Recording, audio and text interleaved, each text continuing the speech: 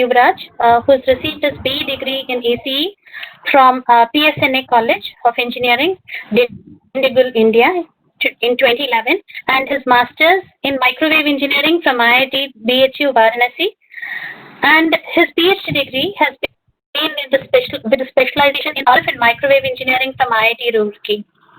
Currently, he is working as an assistant professor at NIT Andhra Pradesh, Tadepalli Gudem, and his current research interests include design of millimeter and terahertz wave vacuum electron devices, design of microwave or millimeter wave circuits and antennas.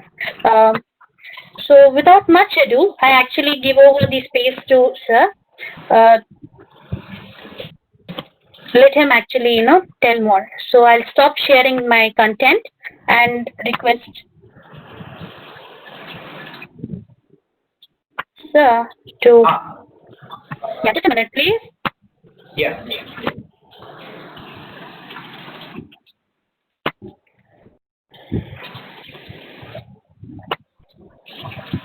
Okay. I'll have to give you presenter access. Just a minute, please. Yes, it's over to you. Nice to have you here. A very warm welcome on behalf of IEEE Bangalore section as well as Connect 2020. So I have changed the roles. Yes, thank you, Ashwini. A quick request to all the participants to kindly note down whatever is being said and type in your questions in the chat window.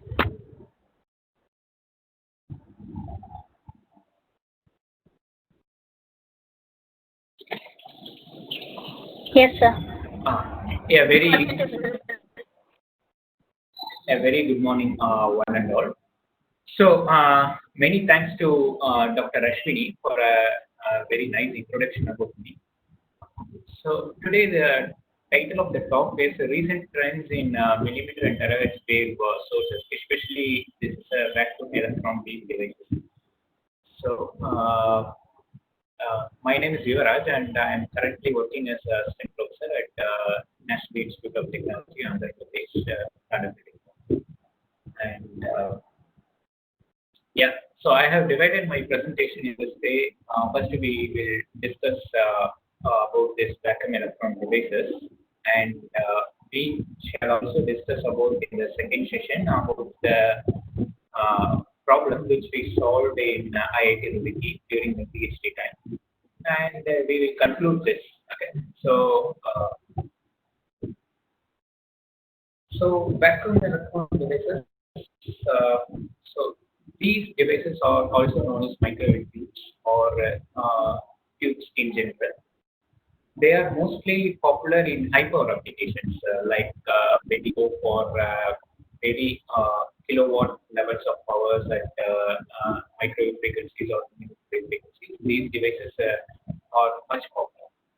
However, nowadays, due to the advancement in the machining technologies, vacuum electron beam devices are also fabricated in a very tiny scales, and they can give competition to the solid state devices, and they are also much reliable in delivering the power levels.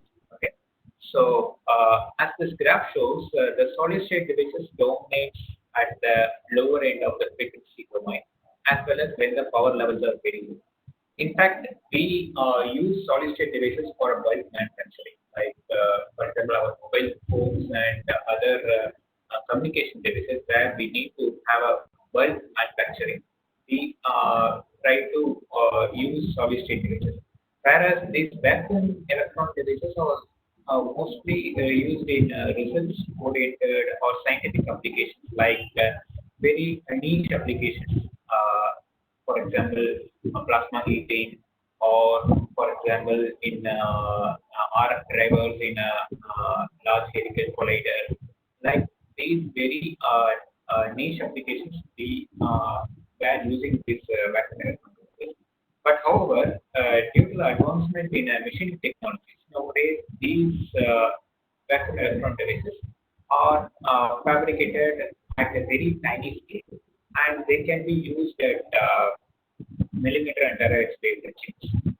And so now the trend is this region application region at millimeter terrestrial region, where we are getting more new applications like the imaging systems and medical spectroscopy. All these requires RF energy at terahertz region, like about 200 gigahertz. We need signals. So solid state devices are also trying to compete, but the power delivered by them is not that much. And they are less than milliwatt level. Whereas these applications like the imaging system, they require a power level of greater than watt or 20 watts kind of. So these vacuum devices are nowadays getting more popular in those particular applications. So yeah, these are the applications of millimeter and terahertz waves. So mainly high power applications. They are used in plasma heating, and they are also used, as we discussed, in the generation of ionized particles and software devices. And they are also used in radar applications as a sources, like millimeter wave radar, where we have a gyro DWT amplifier as a source. And this space power grid application also uses a millimeter wave. We need to convert the space energy into the microwave energy and transfer that energy to the ground station. So this proposal was made, and the operating frequency for this is around 220 GHz. And additionally, we also have some other low power applications of this millimeter waves, like medical spectroscopy, where we need 500 gigahertz of RF signal at a power level of 20 watts to improve the clarity in NMR experiments. Okay.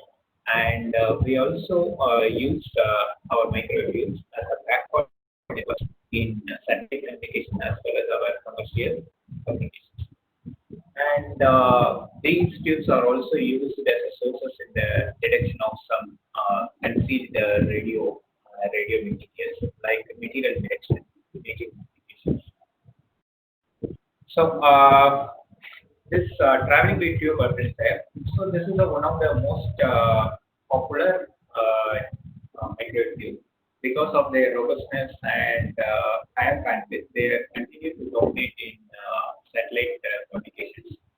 Nowadays, these tubes are being fabricated at 95 gigahertz as well as at 140 gigahertz in a very tiny scale by optimizing the service circuit, and they can support backward networks with data capacity of 100 Gbps per kilometer.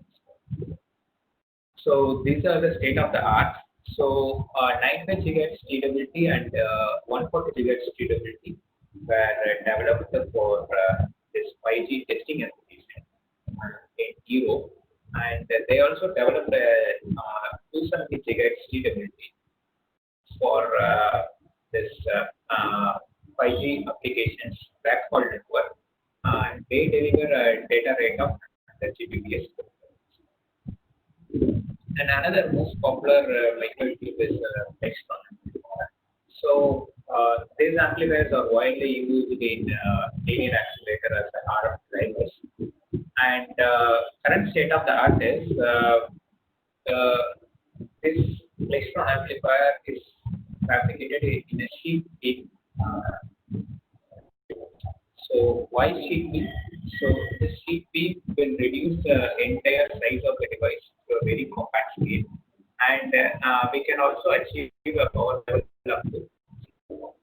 So the 95 gigahertz sheet beam was fabricated, and they used for RF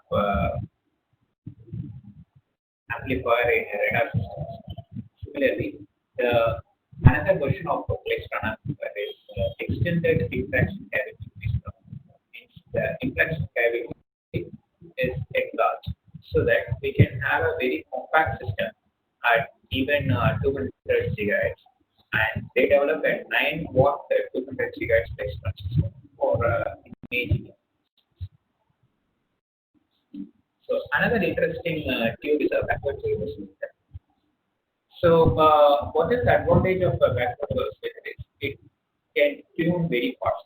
So the applications like medical spectroscopy where we need a very fast tuning, like if you're operating at 250 gigahertz, you also need to tune it to 255 and 245 gigahertz in a very fast way.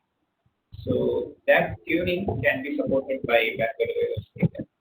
And the current state of the art is 340 gigahertz backward wave oscillator was fabricated for imaging applications, used to process imaging applications.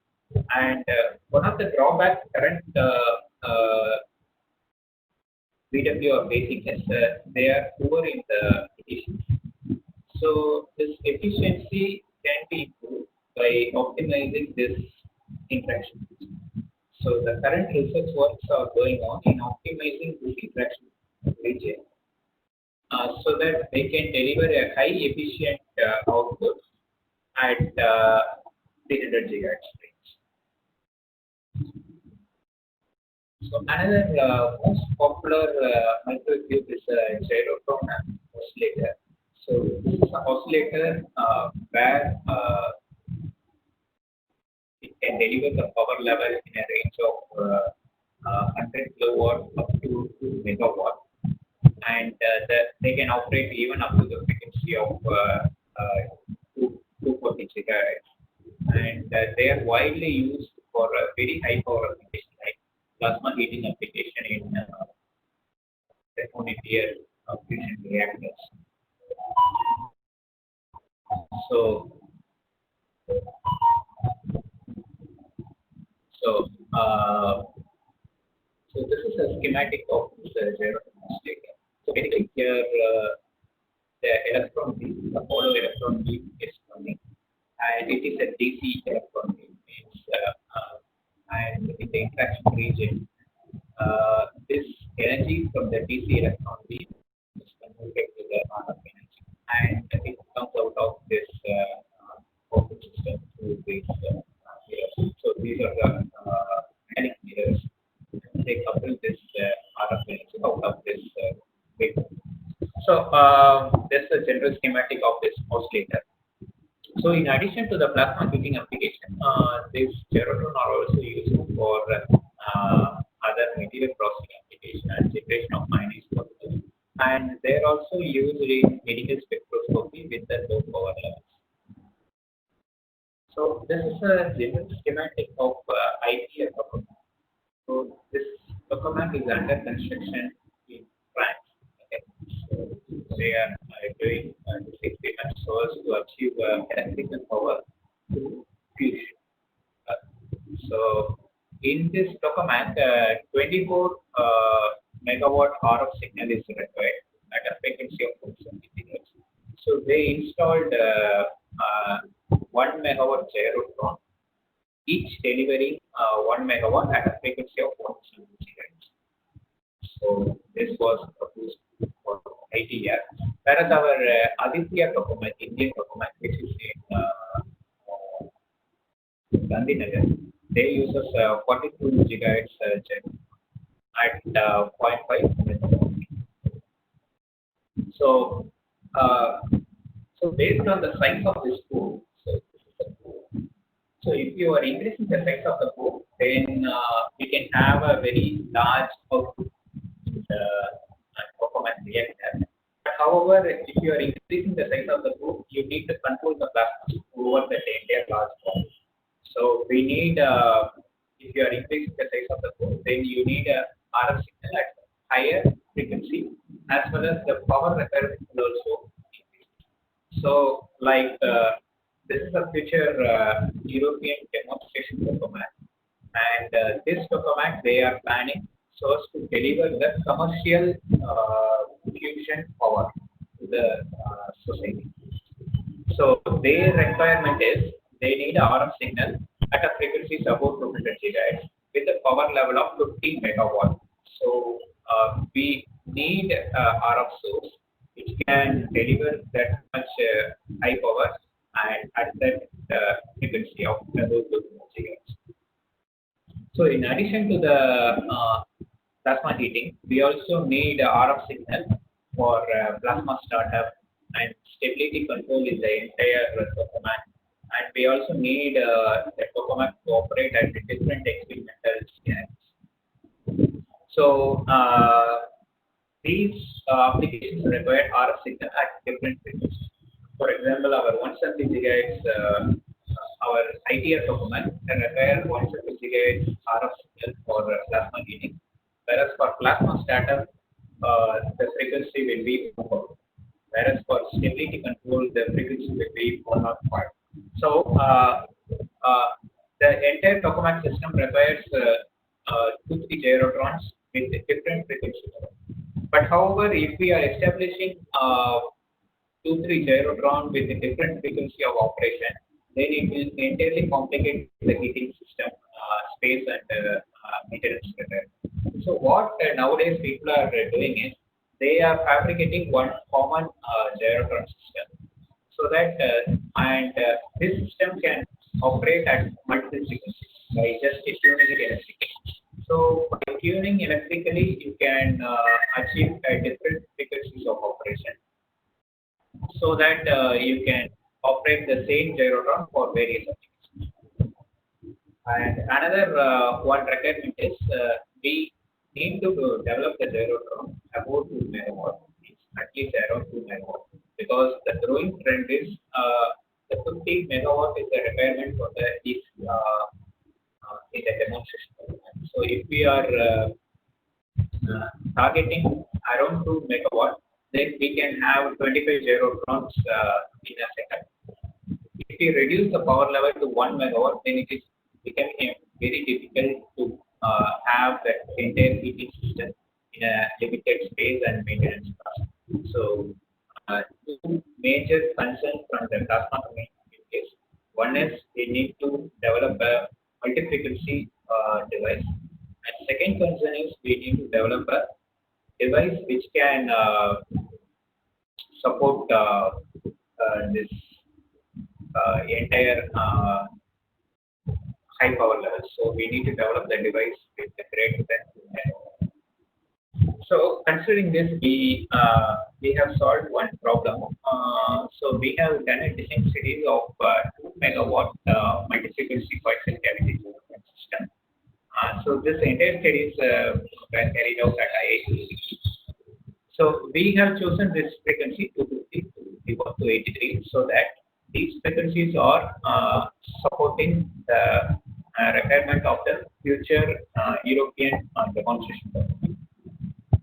And we have developed the multi-frequency so that the entire requirement of this other plasma startup and other applications can be satisfied by the single device. So this was the problem we have solved. So what is the general problem we face when we are developing megawatts? So when we are going to a megawatt, first problem we face is the ohmic one, because the outside setup will get heated because of this very cycle. So what we have to do, we have to increase the volume of the entire interaction region. So if we want to increase the volume of the entire interaction region, you need to operate at a higher order. So once you operate at a higher order force, then the mode completion obviously coming to play. The second major concern is, if you are developing a high power, obviously you are supplying a very high DC power. So the very high DC power in the electron field will be the problem of voltage difference. So these two are the major problems in the development of megawatt plasma. One is mode computation and the second is voltage difference.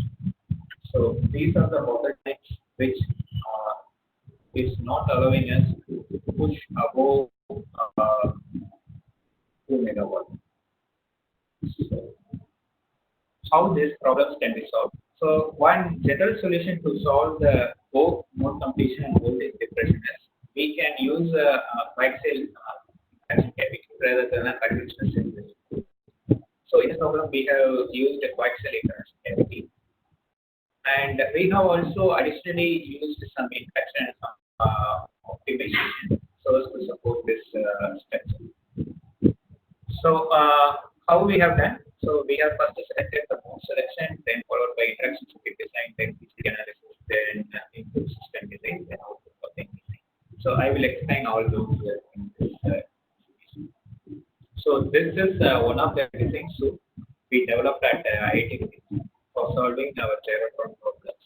So this suit is in-house developed. So we can use this for doing same problems of both conventional cavity Gyrotron as well as cavity. And we have benchmarked this tool with available tools like CST. So why we have done this? Because if you are using the commercial tool like CST for fabrication for the design of this 240 or 200 GHz Gyrotron, it's very difficult because the CST even for 95 GHz it runs up to 18 to 20 hours with 64 GB of RAM. If suppose if you are using for 240 GHz, then even if you run for 4-5 days continuously, you won't be able to complete this problem in one trial. So it is very difficult to design these kind of high frequencies to our commercial software. So what we have done is we have done some analytical by solving the analytical equations. We have made the backup tools and we benchmark the tools with the available then we are using this. And these are the design goals. So we need to develop a multi-frequency Gyrotron with the output power level of 2 megawatt at all the desired frequencies. Okay.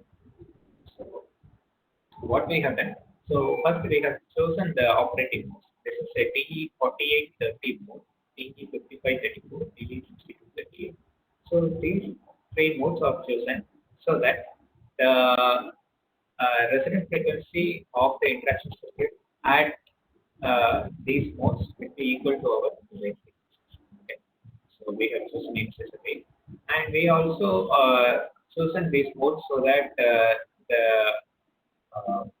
beam radius required for the efficient coupling will also be approximately same, so that we can achieve this with the Harmonic system.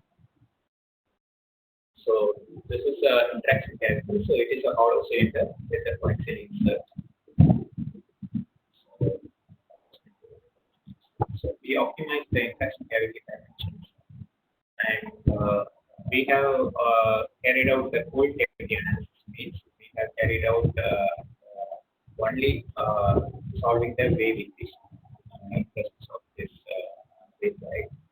So for this chosen modes, we have determined what is the electric field profile. So we can see the electric field profile is approximately positive.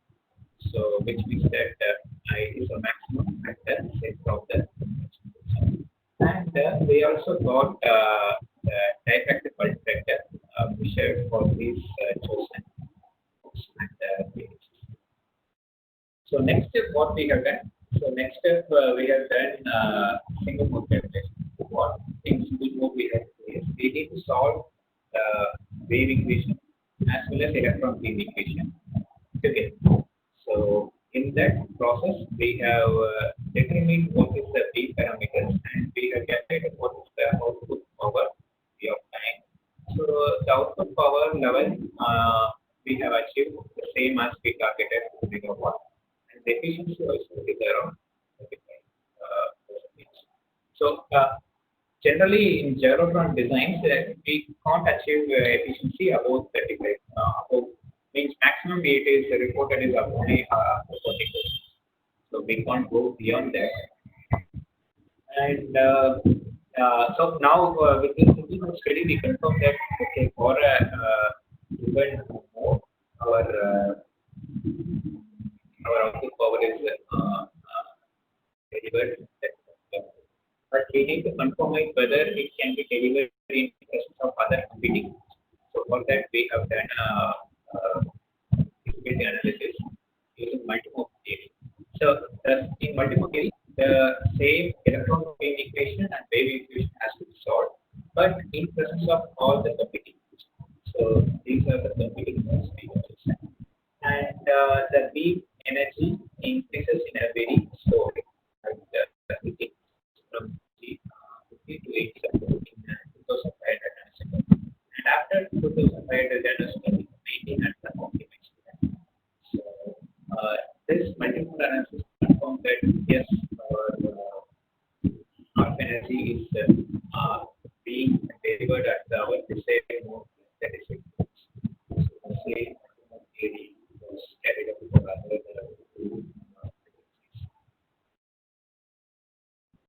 So in this way, we have confirmed that yes, it is feasible to obtain the multi-frequency operation at the required power level for chosen nodes.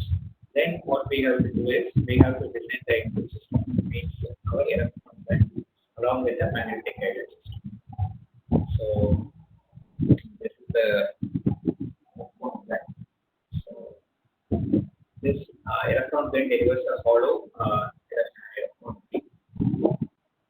So it delivers a hollow electron.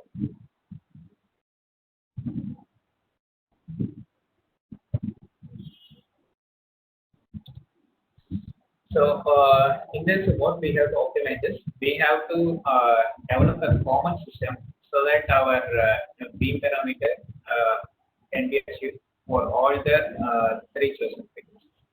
So we have to achieve a magnetic field at a different levels for each different frequencies. So how we are achieving? So we are just feeding the currents in the coils of the magnet, so that these required magnetic field can be obtained, and our required beam can be obtained at the.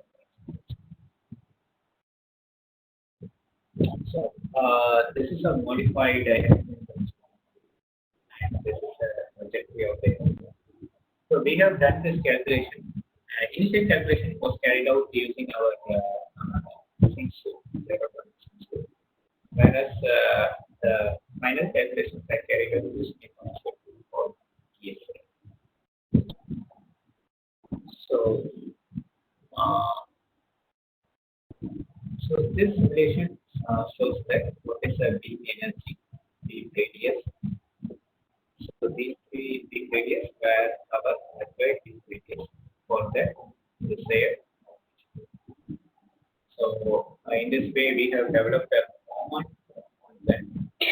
So I'm sorry to interrupt. Can you annotate? If you want, you can actually point it out. There's a feature for annotating. You can actually point out whatever you're actually, highlighting. You can do that. Okay. Yeah. Thank you. Okay. So yeah. So this. I think that is not perfect for our presentation. Okay. So we obtain the required beam radius as well as the required beam radius for this particular design. Okay. So next, what we have to design is we have to design the output system. So what is the output system? So it converts the higher order mode, that is AEMN mode, to the so it converts this higher order mode to a Gaussian-like. So why we need a Gaussian-like mode? Because our output system, we can't transfer the higher order mode directly to any transmission. So we need either lower order mode like T0, or you can use some optical kind of mode like Gaussian-like mode, so that it can be coupled out through the metallic fields. Okay. So this Gaussian mode will convert this higher order mode to the Gaussian line. So,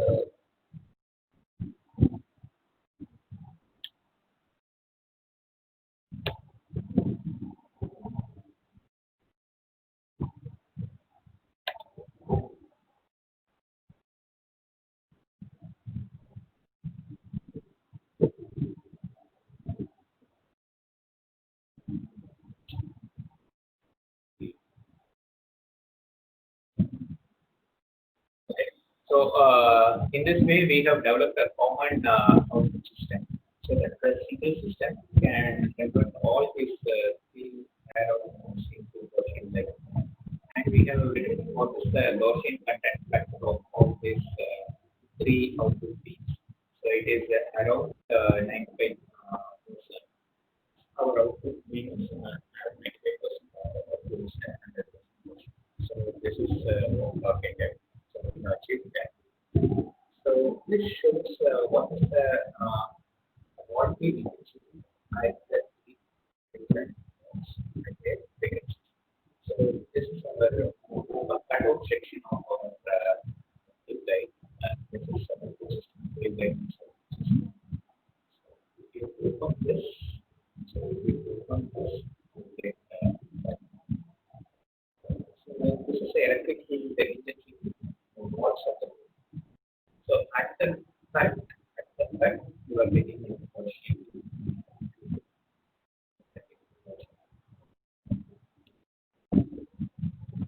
So we have also what is electric field. So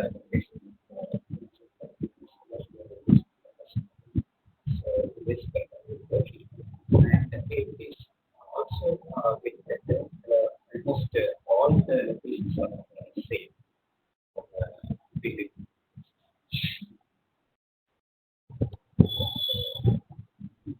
So in this way, we have developed a common output system.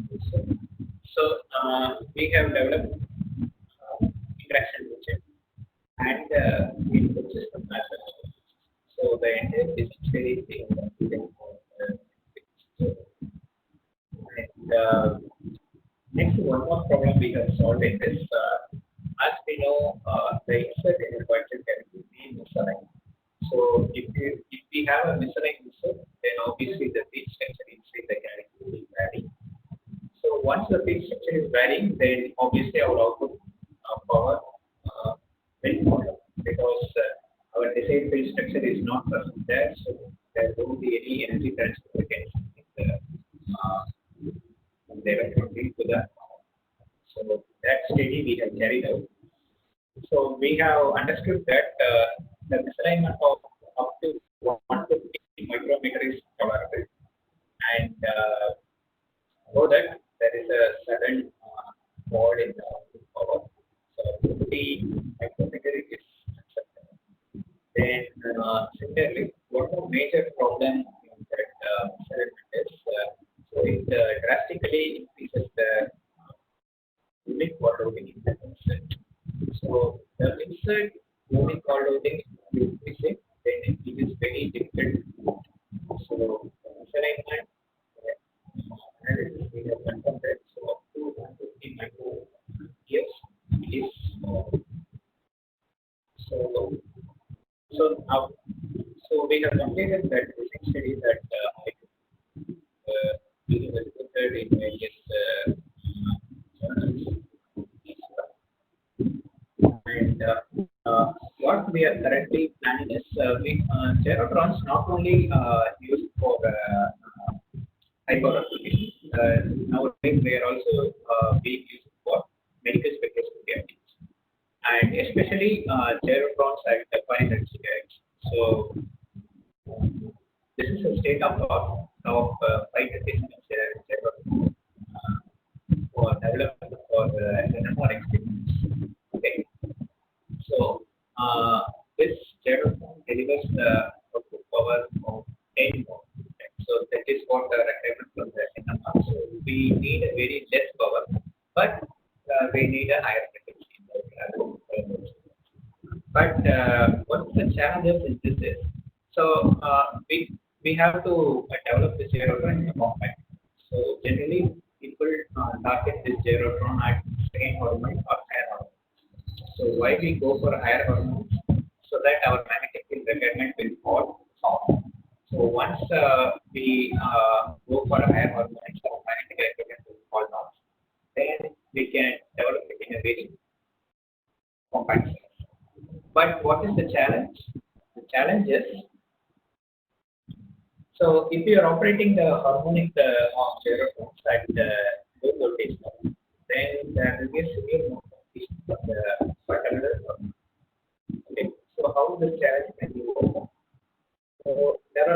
ways. One way is we can use the quasi-optical mechanics.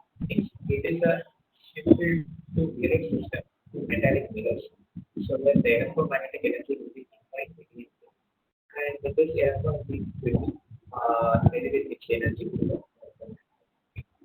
Okay. However, in order to have a greater efficiency, we can use another pair of mirrors. So we will have a two pair of mirrors, confocal mirrors, to support this ordinance. Okay. And this kind of interaction circuits are being studied for this particular harmonic gyrotrons. Okay. So, and electronics region, there people are working on this type of gyrotrons. So we are also working to develop kind of the same studies. Okay, so the conclusion is yes, so we need devices above 60 gigahertz. Okay, so we all required devices above 100 gigahertz for scientific applications, as well as we also, since we are moving in a 5G technology, we also need communication devices like backhaul networks to support the entire communication system at 60 gigahertz. So vacuum electron devices can be alternative sources for solid-state devices at millimeter gigahertz frequency, and they can also be used for other low-power applications like commercial communication, as well as for our industrial spectroscopy applications. And obviously, vacuum electron devices continue to dominate in their high-power applications, but due to the development in the cheap technology, they start to compete with the solid-state devices. So that I conclude my presentation. Thank you so much for taking the presentation. Thanks for taking this. Well, I see. Well, thank you for the wonderful presentation. First off, I see that there are a couple of questions there. So probably you can see them as well in the chat window as well as on the Q&A box. There's one in the Q&A as well as in the chat window. Are you able to see them, sir? One second. Let me stop this sharing. No, sir. You can keep it rolling actually. Okay. Probably if it was okay, no issues. We can take it up later. Are you able to access the Q&A? Yeah. Swapna, Swami? Yeah, there are two questions there. And one is Yeah. So the first question is, any research in the direction of sanitizing the infected surfaces using microwave technology? Okay. So, yes. Yeah. So another one question is, what of the key issues with the non-ionized radiation in this range of millimeter technology? So first, I will address this sanitizing. So there are two more questions in the Q&A. So I'm just telling you we can take it up a little later, but I'm just telling you that there are two more. Yeah.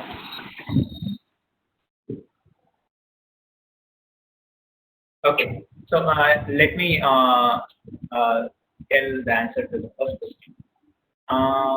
Regarding sanitization of infected surface using microwave technology, like they are using for some sanitization, but their frequencies are very around up to below 10 gigahertz. Okay. Here what we are targeting is above 100 gigahertz, mainly for commercial applications, like you have a backup system in a wireless networks. So we need a very high frequency source. So that is what we are targeting. Yes, it's sanitizing applications. They are there, and but their frequency levels are very less. It is less than 10 gigahertz. And one more question was posted is, so heat issue with the non-ionizing this rate of. So that's regarding to the generation of the millimeter technology. Like it usually involves that there is a fast-moving beam come across us. Is there what of the harmful effects that are in the generation of millimeter waves? Okay. So means harmful health effects you are talking, or you want to discuss about the heating issues in the manufacturing of the device? Yes, sir. Heating issues in the manufacture as well as in the generation of the millimeter waves or communication. Both of them. Yeah. Okay. Okay. So one of the major issues in high power application is you need to handle the wall loading problem. Because once we are operating in kilowatt level, obviously our cooling system should be proper, and that's why they will develop this tubes at a very higher order. In my presentation also, I have used modes like 4830, 5534. So these are the very higher order modes. Why we are using the very higher order modes? The basic thing is we can increase the interaction cavity geometry. Okay. For example, if you are designing the same 250 gigahertz for a TE01 mode, so the size of the interaction circuit would be very, very small. Okay. So what happens if you are having a very small interaction circuit? Obviously, it can't handle the very high power. So they go for a higher order mode. And but you can't increase the modes arbitrarily. What will happen if you increase arbitrarily? Then you can't deliver the power at that particular mode. For example, if you're operating at 4830, obviously the next mode will also start to be 4831, 4829. But we have to optimize our system so that only the power will go to our desired mode. So that is the challenge in this design of millimeter wave. Thank you. So there are two questions in the Q&A. The first one is by Ms. Swapna Narayan Swami. You mentioned earlier that you were in IT and now. Okay, so that was to the earlier. This I'm really sorry. Sorry, these two questions are not relating to the subject at hand. I'm sorry. I thought it was something else. My apologies. Yeah, no. Yeah. So thanks a lot for a wonderfully crisp presentation, wherein you took us through a plethora of the current trending technology, as well as the application and the use cases and the millimeter technology. Thank you so much, sir. So on behalf of the IEEE Bangalore section, as well as your society, it's my pleasure to have interacted with you. So let me just give a minute if at all there is any other question. So I do not see any more questions in the chat window. So thank you so much. Yeah, thank you. Thank you.